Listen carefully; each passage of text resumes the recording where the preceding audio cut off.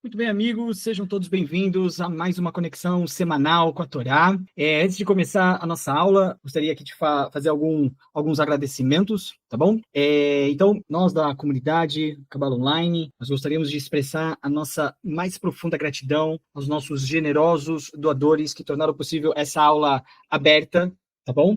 E é graças ao apoio, a bondade de pessoas como esses doadores, né, como vocês, podemos criar momentos de estudo e aprendizado para todo mundo, tá bom? Com esse sentimento, desejo que a aula de hoje seja uma aula inspiradora aí para todo mundo, tá? Aproveitando, é importante trazer aqui, olha, que a Emiliana Tomás, aluna da nossa comunidade, ela oferece essa aula para saúde e cura de Márcia Bat Nair, Mara Bat Nair, Gersina Bat Sara, Lilian Bat Nair, Maristela Bat Nair, Elisana Bat Márcia, Luciana Bat Dulsulina, Vanessa Bat Estelina, Isabel Bat Lázara, Nelson Ben Desulina e Antônio Ben Vitória. Além disso, um doador anônimo, também da nossa comunidade, dedica essa aula em agradecimento por uma bênção que foi alcançada. Bom, então, muito obrigado a todos esses doadores que tornaram possível essa aula aberta. Então vamos lá, uma breve introdução, tá bom, sobre a porção dessa semana. Então, nessa porção, Jacó envia mensageiros a Esaú, o irmão dele, oferecendo presentes para apaziguar o irmão e garantir um encontro pacífico, tá? Um encontro pacífico. Angustiado com a possível hostilidade do irmão de Esaú, né? O Jacó, ele faz uma oração, ele reza para Deus por proteção. E durante a noite é dito então que uma figura estranha, um homem ou, de acordo com outras opiniões, na verdade, um anjo, luta com Jacó, que recebe então um novo nome de Israel, simbolizando a sua luta e vitória divina e humana. A gente vai explicar isso em melhores detalhes. No encontro, Esaú e Jacó, eles se reconciliam. Jacó segue para Canaã, onde sua filha Diná é desonrada por Shechem, príncipe também da cidade que também leva o nome de Shechem. Os filhos de Jacó, Shimon, Simeão, em português, e Levi, vingam Diná, matando os homens de Shechem e Yaakov. Jacó então retorna a Betel, purifica, né, toda a sua família, toda a sua, né, seu clã, e reergue um altar. Nós vemos ainda nessa porção sobre a morte de Rachel, né, uma das esposas de Jacó, que vem, né, a falecer ao dar à luz ao filho Benjamim. A história prossegue listando os descendentes de Esaú, ressaltando a ancestralidade das tribos em Edom, tá bom? Aqui na lateral, então, tem o índice de tudo aquilo que nós iremos ver na aula de hoje. Então, como vocês podem ver, tem bastante coisa. Aqui é uma imagem ilustrativa, né, da luta de Jacó com o anjo. Mas vamos lá, vamos começar com o nosso primeiro tópico, com o primeiro tópico da nossa aula, sobre a luta de Jacó e a transformação em Israel, tá? O recebimento do nome Israel. Então, vou ligar aqui. Então, vamos lá. Vamos começar com uma questão para a gente refletir, uma questão para discussão. Como a luta de Jacó com o anjo pode simbolizar o desafio, né, e os desafios espirituais e morais que nós enfrentamos em nossas vidas diárias.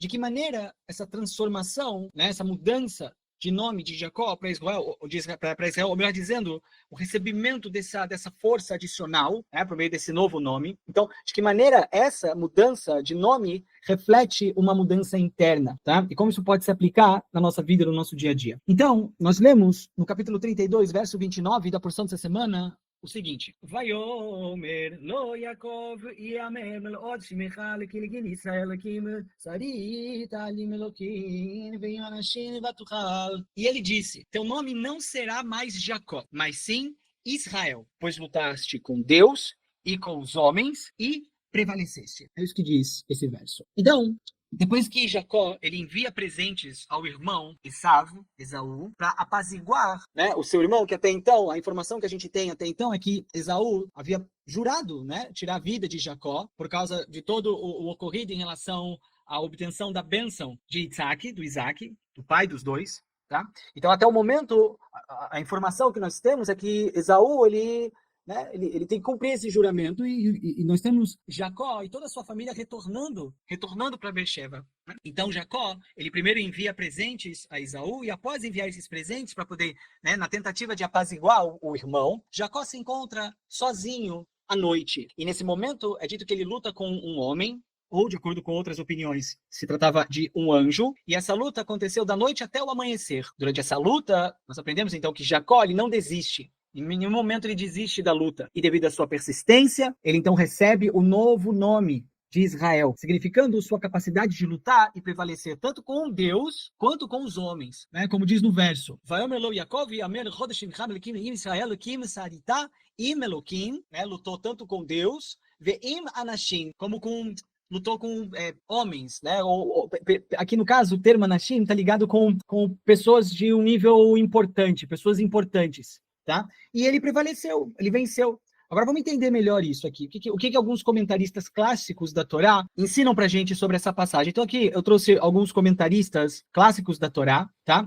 Entre eles Urashi e também Sforno. A gente vai ver o comentário desses dois comentaristas clássicos da Torá. Tá, vamos começar com Urashi. O que Urashi fala sobre essa passagem bíblica? Então Urashi, ele diz assim, ele fala que o nome Yaakov, a partir daquele momento, a partir do momento em que ele recebe, né, Jacó, ele recebe o nome Israel, então o nome Yaakov, ele não será mais associado, ele deixa de ser associado com a ideia de engano, porque até o presente momento, a gente pode pensar, a gente pode dizer que Jacó estava carregando consigo todo esse peso de ter participado de uma atividade aparentemente enganosa, onde ele colocou uma roupa para poder parecer o irmão, para poder se aproximar do pai dele, Isaac, para poder pegar a bênção que a princípio era para ser de Esaú. Então, até esse momento, Jacó, ele estava carregando consigo esse peso, por assim dizer, de ter sido uma peça fundamental em toda uma trama elaborada por Rebeca, por Rívika, para poder se passar pelo irmão Esaú e assim obter uma bênção. Só que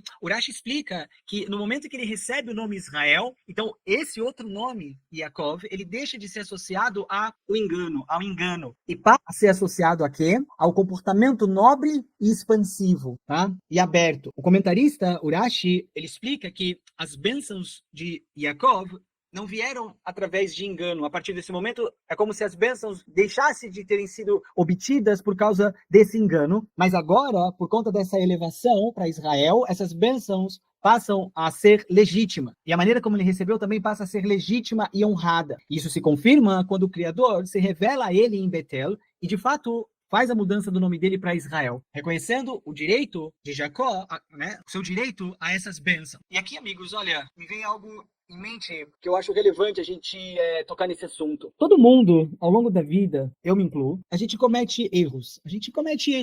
E às vezes erros propositais. Eu não estou falando daqueles erros que a gente comete sem querer, mas aqueles erros que nós somos coniventes. A gente sabe que fazer determinada coisa é errada, mas mesmo assim a gente vai lá e faz. E muitas vezes a gente acaba até recebendo algum tipo de benefício por agir de maneira equivocada, por agir de maneira errada. Da mesma forma, né, que Jacó, que recebeu a sua bênção, recebeu a bênção do pai, agindo de uma maneira, vamos dizer assim, errada, né, a toda vista. E assim, da mesma forma, nós também, ao longo da nossa jornada, ao longo da nossa vida, a gente comete certos erros, certos equívocos, que a princípio trazem ou podem trazer até certo benefício, mas que depois, né, no médio e longo prazo, aquilo acaba, na verdade, não sendo tão bom assim. Mas o que a Torá está ensinando pra gente é que, independente da gente ter participado de algum tipo de erro na vida da gente, no momento em que nós elevamos a nossa consciência, no momento em que nós reconhecemos o erro que foi cometido e a gente decide não errar mais dessa maneira, e não apenas isso, mas a gente também decide retornar à nossa essência, retornar ao Criador, buscando essa aproximação a Ele, é dito que todo e qualquer benefício que eventualmente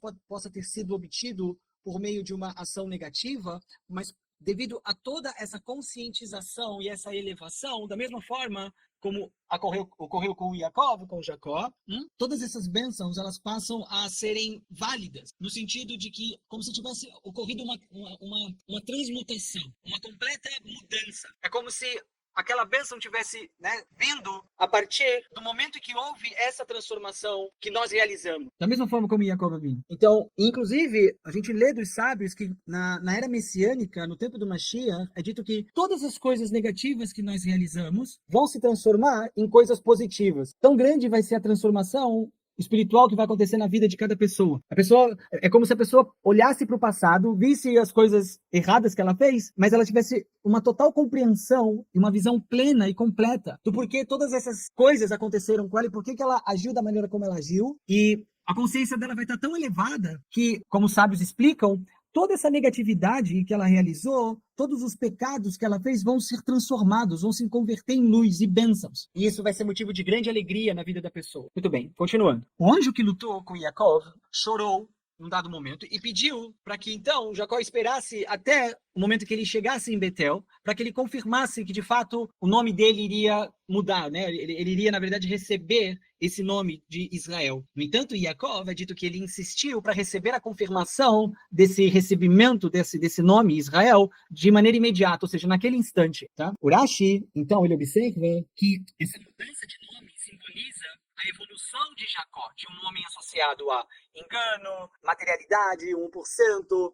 para alguém de comportamento honesto e expansivo, ou seja, uma natureza de compartilhar ainda maior do que era anteriormente. E é sempre muito importante, amigos, a gente lembrar, porque tudo que a gente lê na Torá, principalmente durante a semana, mais do que uma lição teórica, a gente tem que entender e saber que a mesma energia que permeia a porção da Torá da semana que a gente está lendo, ela está disponível para a gente. Ou seja, essa é uma semana muito propícia para que você busque uma transformação, uma mudança, uma elevação. Sair de um estado, sabe, atual e buscar uma conexão com algo mais elevado, com algo mais espiritualizado. Talvez seja importante mapear algum aspecto da sua própria vida e que esteja conectado de forma demasiada com o mundo físico, com o mundo do 1%, e tentar entender, ou tentar buscar meios de fazer com que isso, né, esse tipo de atividade seja elevado, seja associado com algo mais espiritualizado. A luta entre Jacó e esse anjo reflete a necessidade de legitimar as nossas conquistas, transformando as nossas ações de um comportamento mais grosseiro para um comportamento mais nobre. Então, de novo, eu acho importante, sabe, realmente frisar essa ideia de que durante essa semana é uma boa semana para que você olhe para a sua própria vida, veja os aspectos mundanos e materiais que permeiam sua vida e buscar uma maneira de elevar isso, de se conectar com a luz do Criador. E todo mundo tem alguma coisa, algum tipo, sabe, de atividade ou comportamento que está associado com o mundo do 1%, com o mundo do caos, com o mundo da desordem, e que pode ser, sabe, transformado. Então aqui o que a Torá está ensinando para a gente é isso. Olha, essa semana vale a pena a gente buscar essas ações e tentar transformar elas. De alguma forma, tentar transformar elas. Um outro comentarista, Sforno, ele diz o seguinte, ele fala que o nome Yaakov, a partir de agora, né, depois que ele recebe Israel, o nome Israel, ele não será mais usado simbolizando a superação das nações gentias no fim dos tempos. O que significa? O nome Yaakov, ele carrega a mensagem de triunfo futuro, mas uma vez alcançado, não há razão para manter um nome que alude a algo que já se realizou. Como é que isso pode ser traduzido para cada um de nós? A gente tem que saber, a gente tem que entender que no momento que nós alcançamos uma transformação significativa interna, e aqui eu estou falando realmente de uma mudança forte, tá? Tudo aquilo que até então tinha controle e domínio sobre nós, agora já não tem mais. É isso que Sforno ele está querendo dizer. Quando Jacob recebe o nome Israel, isso simboliza uma superação das nações gentias. O que significa essas nações gentias? Essas nações gentias, tudo isso está associado com o quê?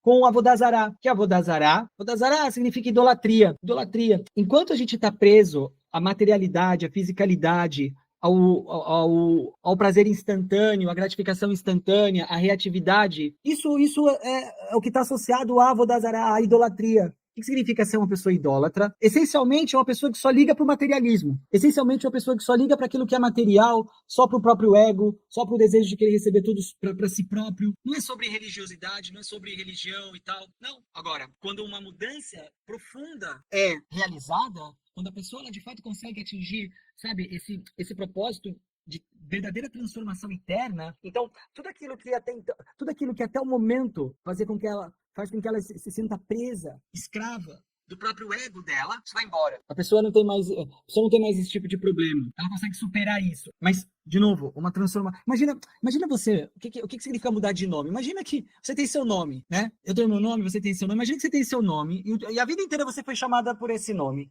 Né? Algumas pessoas dão muita importância realmente para essa questão toda, sabe? De ter o seu nome honrado, de ter o seu nome limpo e tal. O nome é uma coisa importante. Até quando a gente fala de conexão com o Criador, a gente fala que a gente se conecta com o nome de Deus, não é isso? Então, existe um peso muito grande nessa questão. Agora, imagine essa ideia de você receber um novo nome. O que significa você receber um novo nome? Imagine que você recebe um outro nome, que você tem seu nome, só que você tem um outro nome também, além desse. O que isso representa? O que representaria você receber um outro nome. Essencialmente representa uma transformação, essencialmente representa uma mudança em um nível extremamente profundo. Então, o nome de Jacob, ele passa a carregar essa força de triunfo. E uma vez que ele alcança, e da mesma forma nós, uma vez que nós alcancemos um nível de conexão com Hashem ainda mais elevado do que o atual, a gente não tem mais que se preocupar com a negatividade que a gente até então cultivava. Por quê? Porque se você consegue fazer uma transformação profunda interna, automaticamente essa negatividade ela deixa de fazer parte da sua vida. Você triunfa sobre isso. Então, se você é uma pessoa impaciente, se você é uma pessoa,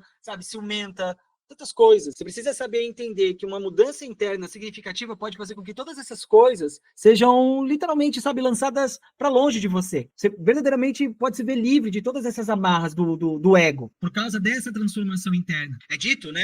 Esse comentarista fala que o povo, né, o povo de Israel, então será chamado apenas de Israel, confirmando essa ideia de Shirit Am Elokim Ve'am Anashim, a ideia de que lutaste com Deus e com homens e prevaleceu. Isso é análogo, isso tem uma analogia a uma profecia desse profeta, né, chamado Isaías, que nós encontramos no próprio livro dele, no capítulo 24 e 21, que fala sobre o julgamento divino. E o comentarista Sforno, ele acrescenta que o nome Israel também representa uma espécie de realização final. Ou seja, aquele momento que você consegue atingir o seu objetivo maior em vida. Ou seja, uma profecia de superação plena sobre as nações. Ou, em outras palavras, traduzindo aqui pra gente, sobre a nossa má inclinação, sobre toda e qualquer influência negativa, simbolizando essa futura redenção. Ok. Tem uma foto do Jacó lutando com um anjo. Ficou bonito? Tá bom. Vamos continuar com esse tema. A luta de Jacó e a transformação em Israel. Vamos continuar com esse tema. A gente lê o seguinte, no capítulo 32, verso 25. Vai vater Jacob levador, ve'avek ele ish imol ed Alot Rashachar. E Jacob ficou sozinho e um homem lutou com ele até o amanhecer. Rashachar. Então, de novo, o Rashi, ele explica que a frase Vayavek ish imo, que nós lemos, que um homem lutou com ele, né? Vayavek ish imo. Um homem lutou com ele, significa que durante a luta, o movimento dos pés de Jacó, durante essa luta, levantou poeira, que em hebraico é Evek. Tão grande foi a luta que levantou poeira. E o que significa? Significa que quando a gente engaja numa batalha espiritual interna, certamente as coisas à nossa volta hão de modificar. O ambiente vai ficar diferente. As coisas à nossa volta, com certeza, vai começar a mudar durante esse momento de batalha interna, entre nós e o nosso oponente interno. No Talmud Hulim, olha que interessante, nós aprendemos que essa poeira da luta de Jacob com o anjo, ad que sea kavod. É dito que essa poeira, ela subiu até o trono de glória, ou seja, até o trono de Deus. E de novo, é interessante que se a gente pega para poder trazer isso para nossa vida, sabe? Qual é a evidência de que, de fato, a pessoa, ela está realizando uma transformação profunda? Qual que é a evidência? A evidência é que essa batalha interna vai chacoalhar o meu redor, vai fazer com que as coisas fiquem em movimento. No momento que, quando eu realmente estiver buscando uma transformação interna, as coisas à minha volta, elas vão mudar. Alguma coisa diferente vai... Algumas coisas vão acontecer à minha volta. Da mesma forma como Jacob. Aqui a gente está, sabe, recebendo dicas. Como é que eu sei que, de fato, eu estou engajado num trabalho espiritual profundo? As coisas à minha volta, elas vão começar a mudar de configuração. E precisa ser dessa forma, sabe? Querer alcançar qualquer transformação espiritual no alto da montanha, sem fazer nada e tal, pode até ser um exercício relaxante, mas verdadeira mudança, sabe? Você olhar para dentro, saber que tem coisas que precisam ser transformadas e buscar essa transformação e lutar para realmente ter um maior controle sobre o seu próprio ego, inevitavelmente vai fazer com que algumas coisas sejam movimentadas aqui, ó, à sua volta. Então, alguma coisa que vai mudar na sua casa, alguma coisa que vai mudar no seu ambiente, algumas coisas vão embora, outras coisas você vai fazer questão de adquirir. Porque, de alguma forma, essa mudança interna, ela precisa ser refletida externamente. Porque essa é a evidência de que alguma mudança interna está acontecendo. Se você está fazendo um trabalho interno, só que nada à sua volta está sendo modificado, então, na verdade, não está mudando. Não está acontecendo, de fato, uma mudança. Obrigatoriamente, amigos, depois que uma mudança interna ocorre, uma mudança externa precisa acompanhar. Porque, de novo, essa é a evidência. E é dito que essa poeira da luta de Jacó com o anjo, de acordo com o Talmud, essa poeira subiu até o trono de glória, ad que sea kavod, até o trono de glória de Hashem. Baal Turim, um outro grande sábio, ele observa que o valor numérico, olha que interessante, o valor numérico de Vayavek, que significa, né, essa poeira, é 119. Se você pega as letras e soma, você vai ter o valor 119 aqui, ó. Ou seja, o valor numérico de poeira é 119, né? ela tem só um valor a mais do que a frase Kiseh HaKavod. O que é Kiseh HaKavod? Trono da glória, trono de glória. Ou seja, a palavra poeira, ela vale 119 e a frase Kiseh HaKavod, que significa trono de glória, 118. Olha que interessante, Vayavek, poeira, né? Vayavek é poeira em hebraico. Tem valor 119 e Kiseh HaKavod, trono da glória, tem valor 118. E o que isso sugere? Sugere um significado muito profundo espiritual. Por quê? Porque esse número 1 adicional na palavra Vayavek pode representar o que a gente chama em hebraico de Achdut, que é a unidade divina, destacando o elemento que transcende, o elemento transcendente que conecta o esforço humano à revelação da glória divina. Olha que interessante. A diferença de 1 também pode simbolizar o papel único de Yaakov na luta. Yaakov não apenas refletiu a santidade do Kiseh HaKavod, ou seja, do trono da glória, ele não apenas refletiu isso através da sua luta, mas ele transcendeu isso ao transformar a luta em um momento de elevação espiritual. Ou seja, em outras palavras, o nosso momento de luta interna, o nosso momento de transformação profunda interna, precisa ser visto como o quê? Como um momento de elevação espiritual. Em outras palavras, quando você está buscando essa transformação interna, quando você realmente está trabalhando internamente para diminuir o seu ego, para se tornar uma pessoa que compartilha de maneira incondicional, isso já é elevação. Isso já é um momento de crescimento espiritual. Às vezes a gente acha o quê? Que vai fazer o trabalho espiritual e aí depois vai acontecer uma elevação. Não. O que a gente está aprendendo aqui é que no momento que você está realizando esse trabalho, isso já é uma elevação. O que vai vir depois vai ser só o efeito dessa elevação. Isso aqui é algo realmente muito importante. A gente, às vezes, a gente perde isso, sabe? A gente acaba não entendendo essa ideia, que ela é extremamente importante. O momento da batalha interna contra o nosso oponente interno já é, por si, um momento de elevação.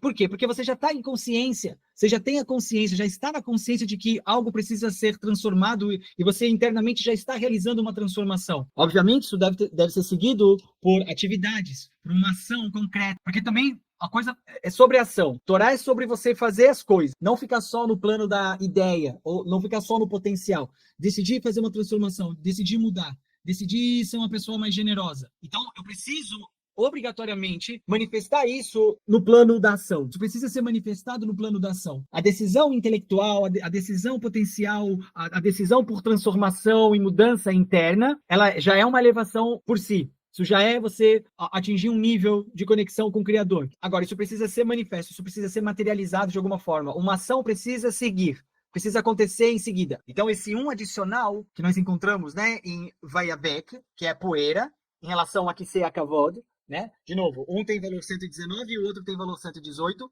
Então, esse a mais que nós encontramos em Vayavek enfatiza o poder do nosso esforço em realizar a ação após essa transformação interna. Enfatiza, então, o poder do esforço humano em colaborar com o propósito divino. É exatamente isso, em outras palavras.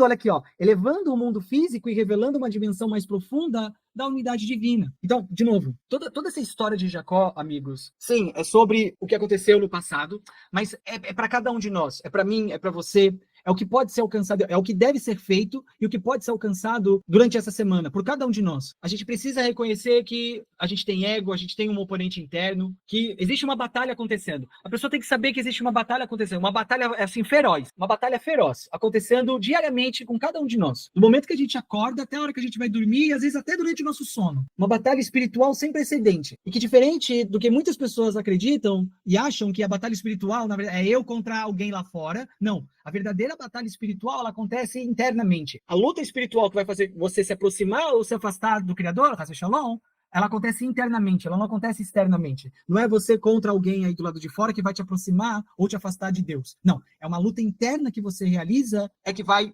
possibilitar uma aproximação ao Criador ou um distanciamento. É uma luta interna, é a luta contra o seu ego, é a luta contra o seu oponente, o seu Yetzer Hara.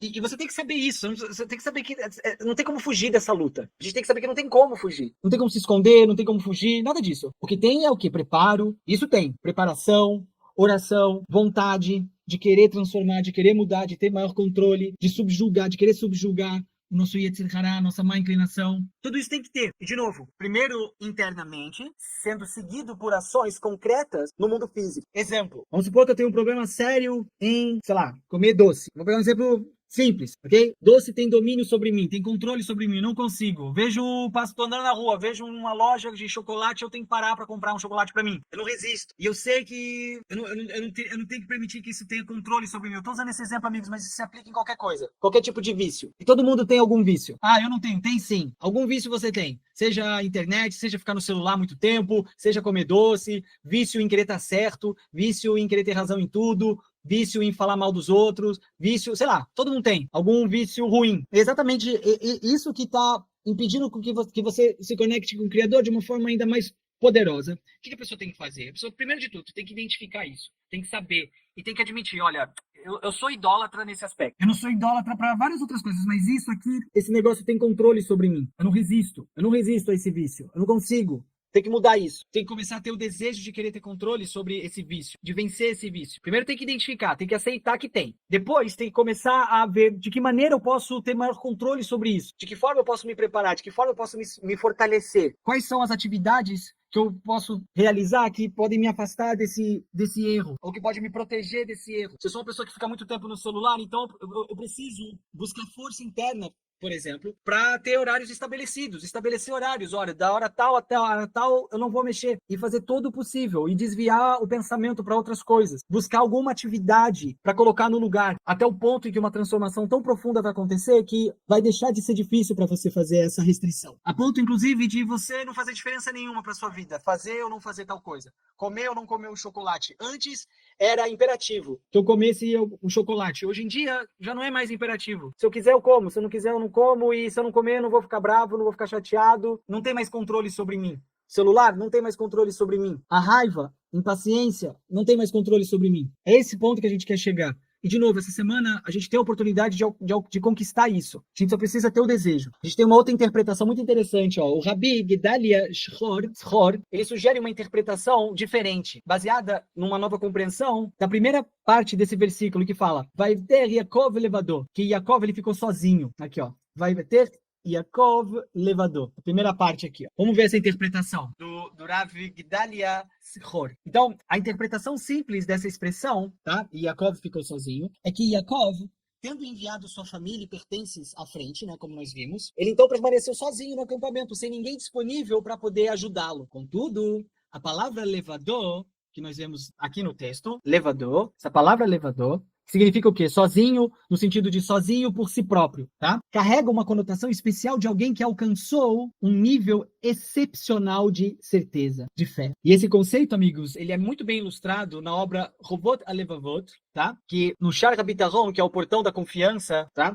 Após descrever os passos progressivos para que a pessoa alcance essa bitachon. O que é bitachon, professor? Bitachon significa confiança. Confiança em Deus, tá? Passo a passo, então. Quando o conhecimento do Criador, quando o conhecimento de Hashem, de uma pessoa, se torna ainda maior, ele então, né, essa pessoa, quando ela consegue ter uma confiança grande em Deus, quando ela passa a confiar de uma forma incrível, muito grande no Criador, então essa pessoa rejeitará esse mundo ilusório e as armadilhas do mundo ilusório, do mundo do 1%. E com a sua mente, com o seu corpo e com a sua alma, fugirá desse mundo e se deleitará e lembrar-se de Hashem em solitude. Ou seja, aqui é um ponto muito delicado, tá? Porque a pessoa ela pode ler isso daqui e rapidamente associar isso com isolamento. Isolamento no sentido assim, de se tornar, a pessoa vira um antissocial. A pessoa não quer sair mais, fica trancado no escritório ou no quarto o dia inteiro, não quer interagir com ninguém e tal. Mas pode sugerir isso. Uma leitura superficial desse ensinamento pode sugerir isso, mas tem algo mais profundo aqui. E a gente precisa, inclusive, desenvolver essa capacidade, tá? De interpretar as coisas da maneira correta, ok? Porque se a gente for pensar em termos assim, de isolamento, de se tornar uma pessoa antissocial, de buscar essa solidão, essa solitude, porque eu não quero me envolver com as pessoas, eu quero distante do ser humano, porque só traz dor de cabeça e tal. Isso, na verdade, pode trazer mais problema do que solução. Então, o que na verdade, os sábios querem nos ensinar aqui? Então, quando a pessoa, ela consegue chegar nesse lugar, nesse nível, em que a confiança que ela tem no Criador supera tudo, praticamente, tá? Um nível realmente de confiança, assim, a pessoa, ela tem uma confiança ímpar. E de novo, todos nós podemos alcançar esse nível. Isso não é reservado para um grupo especial de pessoas, não. Todo ser humano pode alcançar esse nível de confiança em Deus? Precisa se esforçar, não é o que vai vir de graça. Precisa trabalhar para alcançar esse nível de confiança no Criador. Como que eu consigo, professor, ter um nível alto de confiança com o Criador? Um grande sábio, Rav Shlag, ele fala que o nível de confiança da pessoa pode ser percebido pelo quanto a pessoa dedica a si mesma o estudo de Torá. Essa é a maneira que, de acordo com esse sábio, Rabi Yehuda Levi Ashlag, a pessoa pode saber ela pode medir o quanto ela confia no Criador. O quanto que eu confio no Criador pode ser medido, ainda, né, melhor dizendo, o quanto eu confio no Criador é proporcional ao quanto tempo eu dedico de estudo e prática da Torá. Então, vamos supor que eu dedico 1 hora de estudo e prática da Torá. Significa que a quantidade de confiança que eu tenho em Deus, em Hashem, é de 1 hora. Se eu dedico 8 horas de estudo e prática de Torá, significa que o meu nível de confiança é de 8 horas, tá? Não são palavras minhas, tá? É um ensinamento de um grande sábio, de um grande Mekubal, de um grande cabalista, que eu posso medir o quanto eu confio em Hashem no tempo em que eu estudo Torá, e não apenas estudo, mas pratico o que está na Torá. É assim que eu meço o quanto eu confio em Deus. Muito bem. Então, a pessoa que atinge um nível de conhecimento de Hashem, de confiança em Hashem, ela não vai perder tempo com coisas fúteis que existem no mundo. Então é isso que ele quer dizer quando ele fala que ele rejeitará esse mundo e suas armadilhas. O que é esse Olam Hazé? O que é esse mundo e suas armadilhas? Esse mundo significa o mundo físico, o mundo do 1%, o mundo da transitoriedade, o mundo do imediatismo, o mundo do desejo de querer tudo somente para si mesmo, o mundo do caos, o mundo da desordem, o mundo em que nada faz sentido, o mundo em que tudo é aleatório. A pessoa vai rejeitar esse tipo de consciência, vai rejeitar esse tipo de consciência imediatista, vai rejeitar o tipo de consciência de gratificação instantânea, alívio imediato. Ela vai rejeitar a ilusão e todas as armadilhas pertencentes a essa realidade ilusória. Mentiras, falsidades, enganação, e ela vai focar a mente e ela vai fazer com que o próprio corpo dela, ou seja, as atividades físicas que ela então vai realizar, não estarão vinculadas ao aspecto ilusório da realidade material, da realidade física. Portanto, o que vai sobrar vai ser um deleite nas coisas do alto, nas coisas do Criador, naquilo que é espiritual. Em outras palavras, a pessoa ela vai viver dia após dia, momento após momento, ação após ação, no quê? Em conexão com o Criador. Vai chegar num ponto que o dia inteiro dela vai ser consagrado, vai ser totalmente voltado e focado na conexão dela com Hashem. E isso vai ser algo que vai trazer deleite para ela. E esse lugar, amigo, é um lugar de solitude. Por quê? Porque agora a gente chega no ponto crucial aqui. Se você sai na rua, ou nem isso, se você, sei lá, vai num Instagram da vida. Ou então, no seu ambiente mesmo de trabalho. Talvez você consiga contar no dedo quantas pessoas estão literalmente focadas em fazer esse tipo de trabalho espiritual. Em focar inteiramente em viver cada momento do seu dia em conexão com o Criador. Provavelmente, talvez você nem consiga contar nos seus dedos. Talvez você conheça 1 ou 2 pessoas que vivem assim. Então, uma pessoa que vive dessa forma, não é que ela está isolada do mundo, não é que ela está sozinha num quarto. Não, ela tá interagindo com as pessoas. Ela tá em lugares, ela tá falando com pessoas, ela tá interagindo, ela não tá isolada, mas mesmo ela estando numa multidão de pessoas, porque ela tá fazendo um trabalho que a grande maioria das pessoas não estão fazendo, é como se ela estivesse sozinha. E ela tá nesse lugar porque ela quer estar nesse lugar, porque ela entende o benefício de estar nesse lugar. Ela entende que muito mais importante do que viver na ilusão do imediatismo, da gratificação instantânea que esse mundo físico nos empurra, por assim dizer, ela entende que uma relação constante com o Criador traz muito mais benefício, muito mais paz de espírito, muito mais tranquilidade, menos aflições, mais certeza, mais segurança. É uma pessoa que não está estressada, é uma pessoa que não vive nervosa, é uma pessoa que não está correndo para fazer as coisas a todo momento, vive sob pressão, não. Ela está interagindo com as pessoas, ela está conversando com as pessoas, ela está indo ali, voltando ali, indo na rua, indo no supermercado, fazendo coisas que aparentemente, à vista de todo mundo, ela tá igual a todo mundo, não tá fazendo nada diferente. Mas internamente, ela tá sozinha. Não é que ela tá sozinha, mas diferente de 99% das pessoas, tudo aquilo que ela tá fazendo, ir no mercado, levar os filhos para a escola, sei lá, ir no correio, ela tá fazendo todas essas coisas em um nível de consciência diferente do restante. Por quê? Porque cada atividade que ela realiza nesse mundo, ela realiza com o objetivo de revelar luz nesse mundo. Cada momento da vida dessa pessoa é uma oportunidade para ela se conectar com o Criador. Essa é a grande diferença. Por isso que ela está num lugar de solitude. Porque ela não vive a vida dela nesse mundo por causa desse mundo. No sentido de novo, eu realizo as atividades para obter benefício próprio. Não. ela realiza as atividades do dia a dia dela com um propósito mais elevado. Cada situação, cada coisa que ela faz no dia dela, na vida dela, ela tem como principal objetivo aumentar a conexão dela com a luz. Então, agora, isso só é possível para uma pessoa que já alcançou um nível de confiança no Criador. Olha como tudo está conectado. A pessoa que se dedica ao estudo de Torá e ações práticas advindas desse estudo, a quantidade de tempo que ela direciona nisso é proporcional ao quanto de confiança ela tem no Criador. Parte 1. Pega essa informação e coloca aqui. Por que ela tem desenvolvido isso? Porque ela tem trabalhado nesse aumento da confiança dela por meio de estudo e prática de Torá. Ela aumenta o nível de confiança dela em Deus. E porque ela aumenta, então, esse nível de confiança, ela passa a rejeitar as coisas do mundo ilusório. Mas em que sentido? É importante você entender isso. Não é que ela se isola, não é que ela para de fazer as coisas, não é que ela para de ir no mercado, não é que ela para de fazer compra, não é porque ela para de passear. Ela não para de ir na sorveteria com os filhos. Ela não, e fica isolada. Não é isso. Ela continua fazendo essas coisas. Só que a maneira como ela faz essas coisas é completamente diferente. Completamente diferente. E por que, diferente da grande maioria, ela age e faz as coisas dessa forma? Ela está em solitude. Porque, de novo, Torá não quer que você se isole. Né? Às vezes as pessoas têm essa ideia de que conexão com Deus significa que eu estou isolado do mundo, eu não lido com as coisas do mundo e tal. Não é isso, não é isso. Definitivamente não é isso. A pessoa ela continua fazendo as coisas aparentemente igual a todo mundo, mas internamente, esse é o ponto. Internamente ela está fazendo diferente. A pessoa acorda e vai no mercado. A outra pessoa acorda e vai no mercado. Uma vai no mercado para comprar maçã para poder comer. A outra acorda de manhã, vai no mercado para poder fazer uma bênção e comprar uma maçã. Na verdade, ele só vai comprar maçã para poder fazer a bênção. O objetivo dele é fazer a bênção e comer a maçã. O outro objetivo é comer a maçã. Os dois vão comer a maçã. Você vai ver as duas pessoas fazendo exatamente a mesma coisa. Levantando, indo no mercado, comprando a maçã e comendo. Imagina que você tem uma tela, tá? E aí você tá vendo essa cena aqui. Ó. As duas pessoas levantam, as duas pessoas, né, se arrumam e as duas pessoas vão no mercado. Aí as duas pessoas compram lá uma maçã, as duas pessoas comem a maçã. Qual que é a diferença? Aparentemente, nenhuma. Nenhuma. Não tem nada de... As pessoas estão fazendo a mesma coisa que a outra. Mas pensa assim, uma fez tudo isso única e exclusivamente porque ela estava com vontade de comer uma maçã. Essa é a pessoa do mundo ilusório. Qual que é a pessoa conectada? A pessoa ela faz tudo isso porque o objetivo dela não é comer a maçã. É poder fazer a bênção. E que depois, porque não se pode fazer uma bênção em vão, ela obrigatoriamente precisa comer uma maçã. Vai precisar comer a maçã. Porque a gente não pode fazer uma bênção em vão. A gente só pode fazer uma bênção se a gente realmente tem a intenção de realizar a ação, advinda dessa bênção que a gente realizou. Então é isso.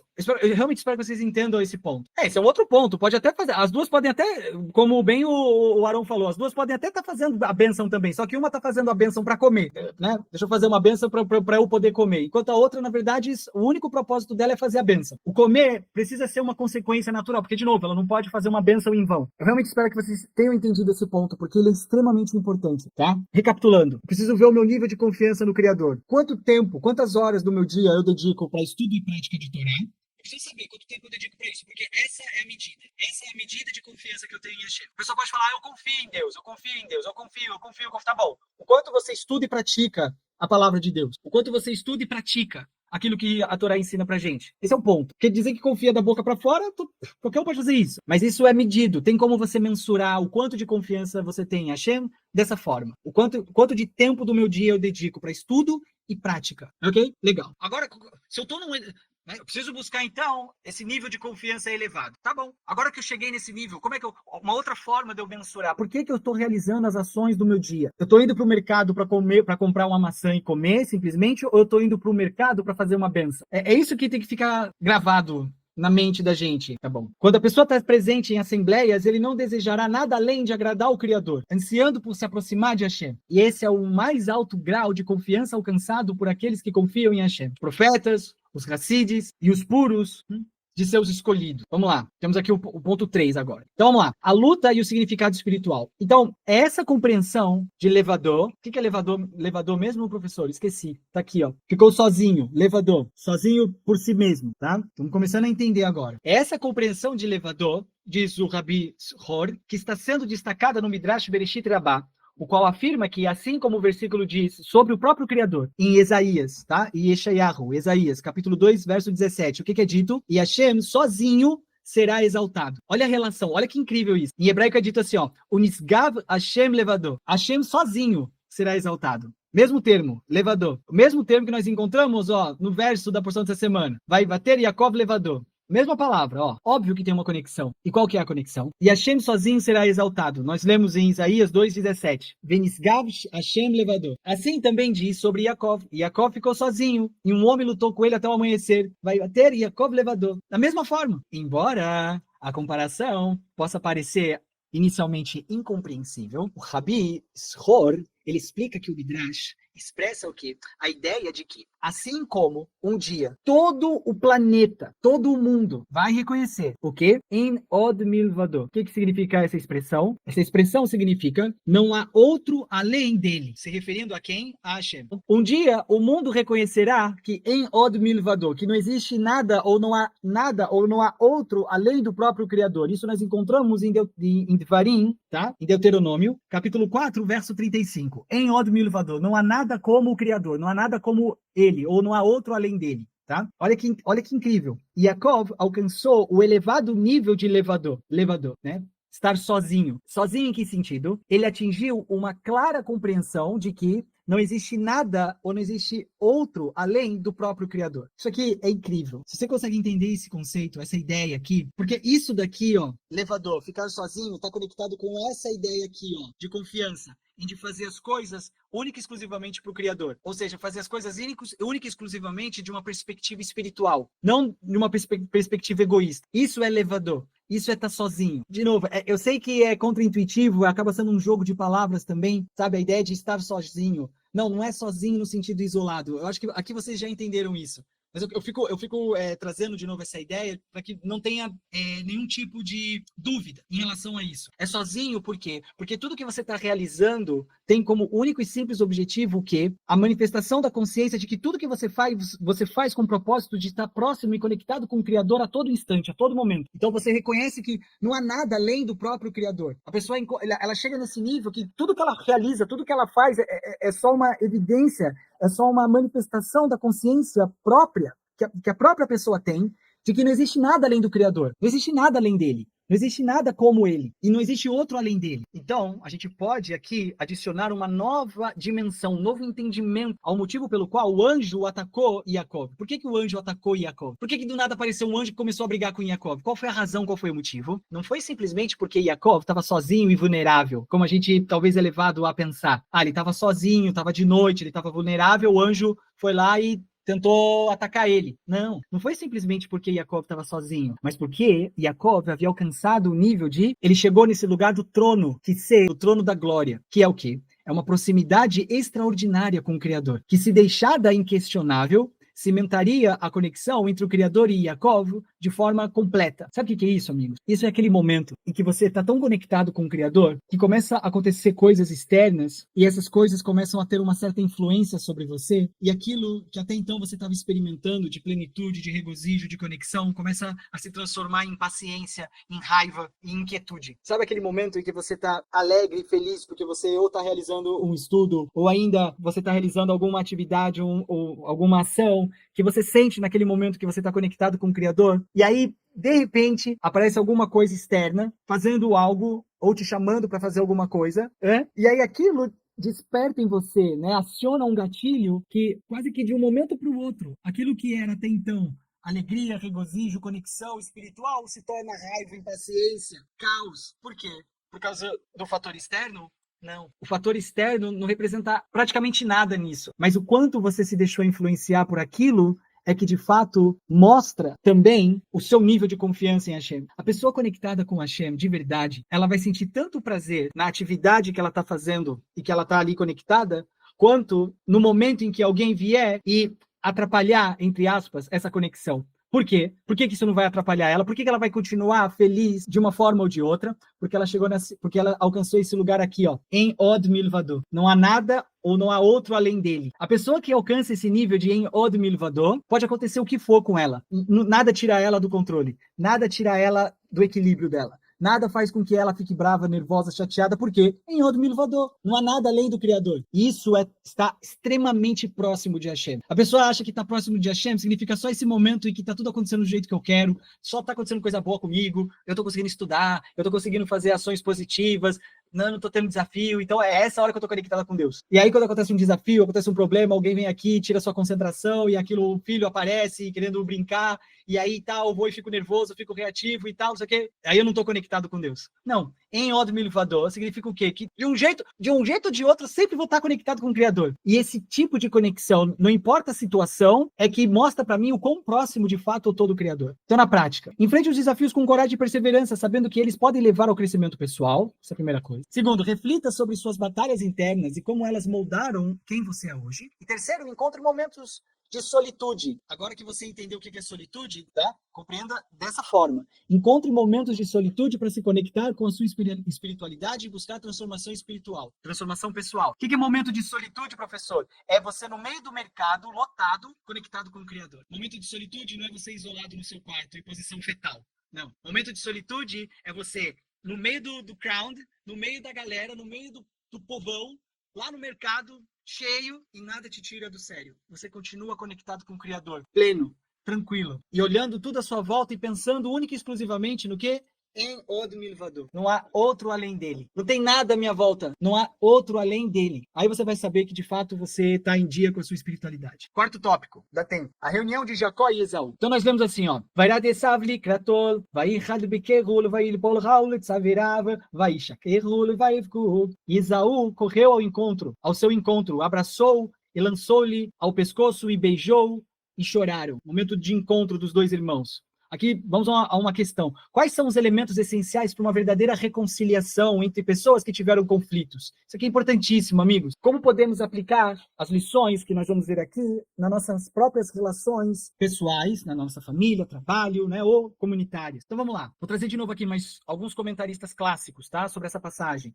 Então, Urashi, ele fala que o abraço de Esaú em Jacó foi motivado por compaixão, tá? Quando Esaú viu Jacó se prostrando repetidamente, é dito que Jacó ele se prostra 7 vezes diante do irmão, diante de Esaú. É dito que nessa hora a piedade foi despertada dentro de Esaú. A questão do beijo de Esaú é debatida por diversos comentaristas e existem pontos acima das letras da palavra beijou. Você pega o pergaminho original da Torá, você vai ver que em cima da palavra e beijou, vai shakeru, existem esses pontinhos, ó, tá? Então, existem esses pontos em cima dessa palavra beijou, indicando o quê? De acordo com Urashi, indicando uma diferença, né, de opinião, onde alguns dizem que Esaú não beijou Jacó, ou seja, não beijou de coração, de forma sincera. Porém, o grande cabalista Rabi Shimon Bar Yochai, o autor do Zohar, ele argumenta que apesar de Esaú ter esse ódio por Jacó, naquele momento, ele beijou Jacó de maneira sincera, com amor sincero. Então a gente vê que tem essas divergências de opiniões entre diferentes sábios, tá? Mas de acordo com Rabi Shimon Bar Yochai, naquele momento, de fato, Esaú, ele se rendeu, por assim dizer. Ele conseguiu engolir o ódio e expressar amor pelo irmão. Um outro comentarista, o Ibn Ezra, ele discute o significado do beijo de Esaú em Jacó, dizendo que, segundo uma interpretação do Midrash, os pontos sobre essa palavra Veishakeru, indicam que Esaú não beijou Jacó de todo o coração. Então, o Ibn Ezra é aquele que defende a opinião de que, não, Esaú não beijou ele com amor incondicional. No entanto, o sentido simples do texto sugere que Esaú não tinha intenção de prejudicar, de fato, Jacó. E aqui a gente vê a evidência disso, né? Pelo fato de que ambos choraram juntos. Se a gente lê a continuação do verso, é dito que os dois choraram. E isso é semelhante ao que aconteceu com José, que a gente vai ver lá para frente, Yosef, quando ele encontrou os seus irmãos, depois de todo aquele episódio, né, da venda de José, que os irmãos venderam José se tornou, então, o governador do Egito, e quando eles se reúnem, né, há esse momento de reconciliação, então é dito que eles choram. E isso é muito semelhante também ao encontro de Esaú com Jacó. Um outro comentarista, ainda, Sforno, ele diz que a atitude de Esaú mudou repentinamente quando percebeu o quanto Jacó ele se humilhou diante dele. Ou seja, quando Esaú viu o quanto Jacó ele estava demonstrando ali a sua humildade, não querendo briga, não querendo confusão, é dito que isso mudou Esaú. É dito que Esaú veio para a briga. Só que quando ele viu Jacó e viu o quanto Jacó estava sinceramente ali disposto a fazer as pazes, aquilo comoveu ele. E isso é relevante para cada um de nós, porque quando a gente tem que lidar com pessoas arrogantes, ou que têm senso de superioridade, ou pessoas difíceis mesmo, pode ser, sabe, pode ser filho nosso. Às vezes um filho nosso, ou os nossos pais, tem um temperamento, sabe assim, complicado, né? E aí, Né? Pode ser, pode ser. A pessoa às vezes não dá o braço a torcer, precisa aquela pessoa tinhosa, sabe? Então, esse tipo de lição é importante pra gente que tem que lidar com pessoas de temperamento, vamos dizer assim, mais forte. Porque quando você consegue demonstrar que você não quer confusão com aquela pessoa, que você quer, sabe, transcender isso. Isso pode tocar a pessoa. Isso pode transformar a pessoa. A conduta de Yaakov, nesse momento, né, ensina pra gente que a única maneira de escapar da espada de Esav. O que significa a espada de Esav? Espada de Esav significa essa discórdia, significa essa luta, essa guerra, esse ódio gratuito, essa briga, sabe? Esse conflito desnecessário. A verdade, amigos, é que existem conflitos que, de fato, ajudam a gente a crescer. Existem conflitos saudáveis. Existem conflitos em que a gente tem, sabe, com pessoas próximas, mas o objetivo final ali é construção. E, infelizmente, existem conflitos cujo objetivo é destruição. É a gente querer fazer valer a nossa opinião acima da pessoa, ou a pessoa querer fazer valer a opinião dela acima da gente, sabe?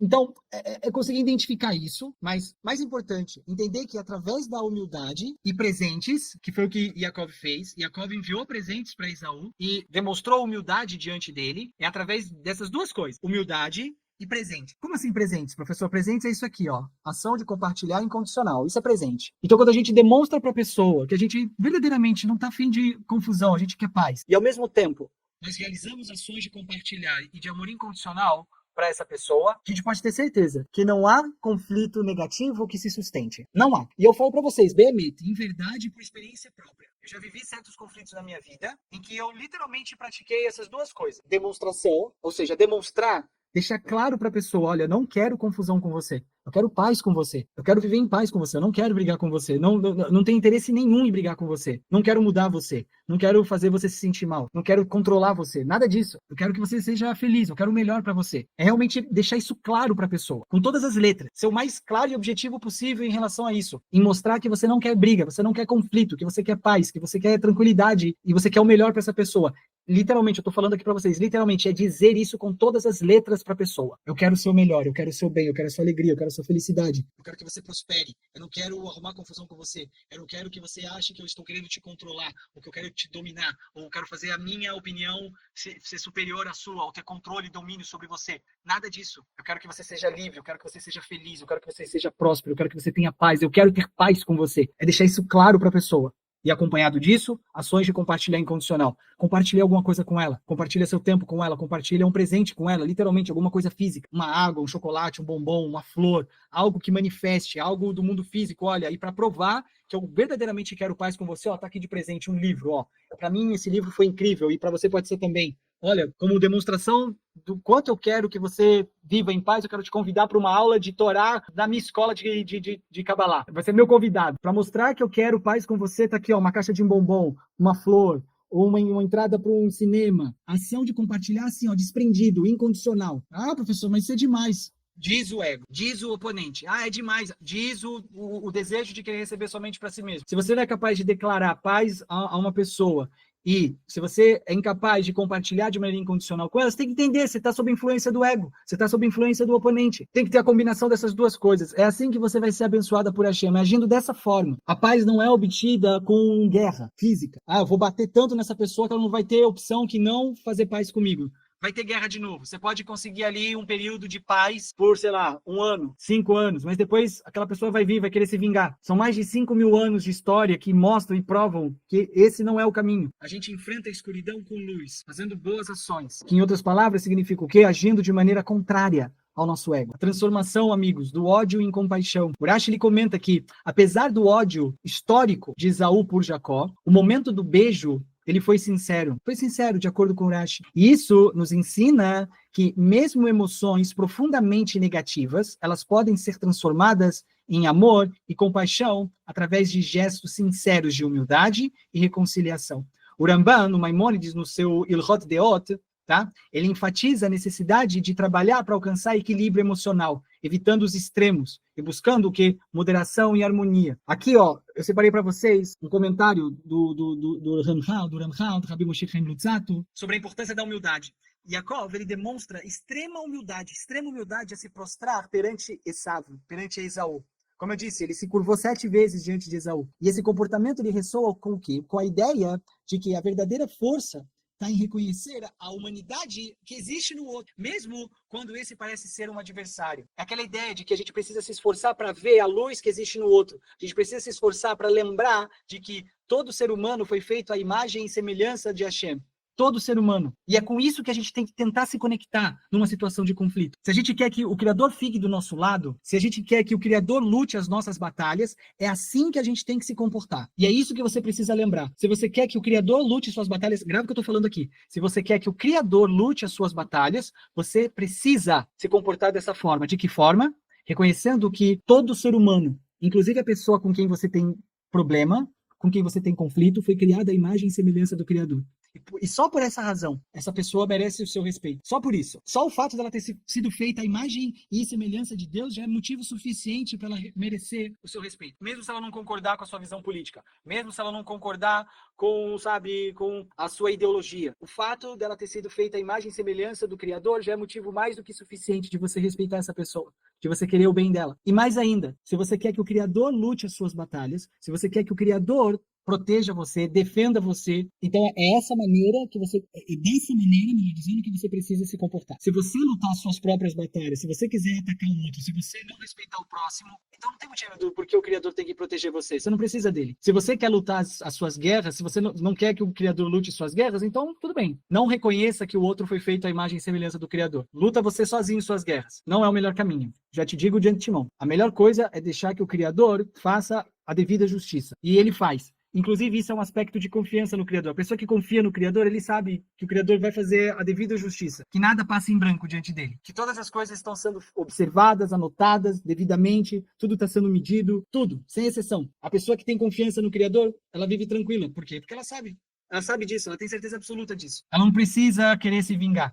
ela não precisa querer ir lá e fazer justiça com as próprias mãos. Não, ela tem confiança que o Criador é justo. E que se ela errou, então o Criador vai fazer o que é necessário para que ela se corrija. Se foi o outro que errou, ela tem a plena convicção que o Criador vai fazer com que aconteça com aquela pessoa o necessário para que ela se corrija, para que ela melhore o caráter dela, para que ela evolua espiritualmente. Que eventualmente, e certamente, é o melhor que pode acontecer com ela. Entre a lição que você pode dar para uma pessoa que te prejudicou e a lição que Deus pode dar para essa pessoa que te prejudicou, quem é que vai dar a melhor lição? Você ou Deus? Pronto, está respondido. Você sabe qual é a resposta. Olha o que o Moshe Chaim Luzzatto fala. Ele fala assim: a humildade remove muito dos obstáculos que se interpõem no caminho do homem e o aproxima de muitas coisas boas. Pois o humilde não está muito preocupado com as coisas terrenas e não é movido à inveja por suas vaidades. Além disso, a sua companhia é muito agradável, ou seja, a pessoa que tem confiança em Hashem, a pessoa que é humilde, é agradável ficar perto dela. É gostoso ficar perto dessa pessoa. A companhia dela é agradável. Por quê? Porque essa pessoa proporciona grande prazer e satisfação aos seus semelhantes. Se você cultiva, amigos, humildade e uma confiança em Hashem, você vai ser uma pessoa benquista, naturalmente. As pessoas vão querer ficar perto de você, as pessoas vão querer aprender de você, porque a sua companhia vai ser agradável. Só vai sair coisas boas da sua boca. Essa pessoa, ele jamais é despertado ou propenso à ira. Ela não fica com raiva. Por quê? Porque o Criador luta as batalhas dela. Eu vou ficar com raiva? Por quê? A controvérsia e a polêmica. Ele não é despertado, ele não é propenso a isso. Ele tudo faz de forma tranquila e silenciosa. Felizes são aqueles que foram privilegiados com a dádiva dessa virtude. E essa virtude ela é obtida por meio de trabalho e esforço. Que fique bem claro. O Ramchal, em O Caminho dos Justos, aborda como a humildade é fundamental para superar desafios e transformar confrontos em oportunidades de crescimento espiritual. E, finalmente, a ideia de amor ao próximo. A Torá nos ordena, olha aqui, ordenar. Levítico 19:18, amar o próximo como a nós mesmos. A atitude de Yaakov em buscar a paz reflete esse mandamento. Rabi Bechia ibn Pakuda, nos deveres do coração, ele reforça que o amor genuíno pelo próximo, baseado na bondade e na compaixão, é uma expressão central do serviço a Deus. Como é que eu sei que eu estou fazendo um trabalho espiritual? Como é que eu sei que eu estou trabalhando para Hashem? Como é que eu sei que eu estou trabalhando para o Criador? O amor genuíno pelo próximo, a compaixão que eu tenho pelo próximo. Isso é uma expressão de que eu sou uma pessoa comprometida em servir o Criador. Na prática, esteja aberto então ao perdão e à reconciliação, mesmo quando os conflitos parecem insuperáveis. Você já entendeu tudo. Não tem porquê. Não é do seu interesse ter conflito, ter briga com outra pessoa. Pratique a empatia, tentando entender o ponto de vista do outro. Tem que saber, a pessoa veio de uma educação completamente diferente da sua. A pessoa passou por situações completamente diferentes da sua. Você, de repente, você cresceu com seu pai e com a sua mãe. Essa pessoa, talvez, ele cresceu num lar em que o pai estava numa casa e a mãe estava na outra. Isso já é motivo suficiente para você olhar para essa pessoa e lidar com essa pessoa de uma forma completamente diferente. Use a comunicação aberta e honesta como uma ferramenta para curar relações que foram rompidas, tá bom? Tá bom. Então, por hoje é isso. Obrigado pelo tempo de vocês. Eu vou compartilhar o estudo, então, aqui no nosso grupo, para que você tenha e possa ler. Tem mais conteúdo além disso que foi dito, tá bom? E se você tiver qualquer pergunta, basta você entrar em contato, tá bom? Mais uma vez, muito obrigado pelo tempo de vocês. Que vocês tenham uma boa semana, com muita bênção, com muita luz, só coisas boas, só boas notícias, tá bom? E a gente se encontra na nossa próxima aula, tá bom? Tudo de melhor sempre. Tchau!